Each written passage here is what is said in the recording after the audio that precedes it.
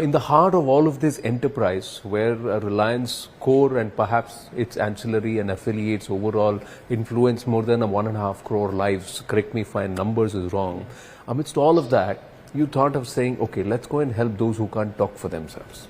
So Anand, I basically, when I was a young child, I told you, my mother always would tell me to take care of the animals. So in your childhood also you would do this? I would do it in my childhood. And my father is one of the biggest wildlife buffs, for example, when we were young. I think till the age of 18, I've not gone to any other family holiday except Africa, Ranthambore and the jungles of Kahana, the jungles of Bandhavgarh, Kaziranga. My father would only take us to jungle holidays. So I think they inspired me to do this. And to be honest, I thought of, so domestic animals, there are many people who are doing a lot of good work across the country. Correct. But for wildlife, there are very few people. And, you know, wildlife is getting endangered. Here, we have more than 50, 60 endangered species. 50, 60 endangered species? We have rescued from various backgrounds, like circuses, from road accidents, from animal-human conflict, from zoos which are overcrowded. We have rescued animals from all across, from hunting lodges in South Africa and from other places. So, while we were rescuing them, I thought that we need a state-of-the-art hospital. We need a state-of-the-art facility. I don't want to keep them in cages. I want to keep them in their natural habitat.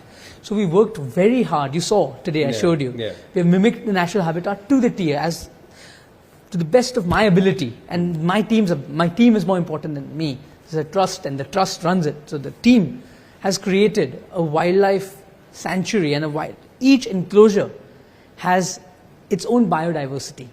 From the plants to the water body to even the rocks and the logs are from originally where the animals came from. Our focus is that India should not have any wild animal suffering in captivity, or any wild animal should not go without being treated. That's a very, very big thought, because we are very rich in flora and fauna. So does that also open you up to scrutiny? Are people asking, what is this person doing in Jamnagar? Is he really creating a rescue and a rehabilitation center? Of course, see, there are a lot of, when you do something, there'll be a lot of people who will praise you and a lot of people who will not praise you. But at the end of the day, in my heart, I know I'm true, and I'm doing it for animals. And as long as I know what I'm doing, I don't worry about what others have to say.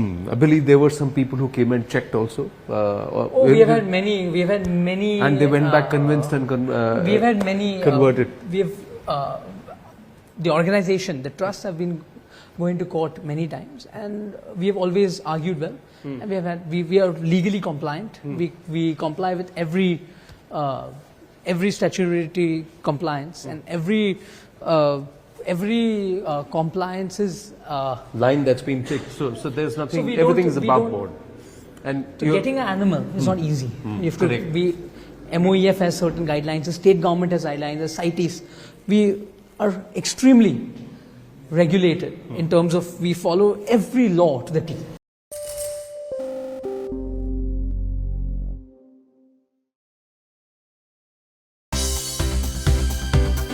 For more news and updates, all you need to do is follow CNBC TV18 on all of our digital platforms.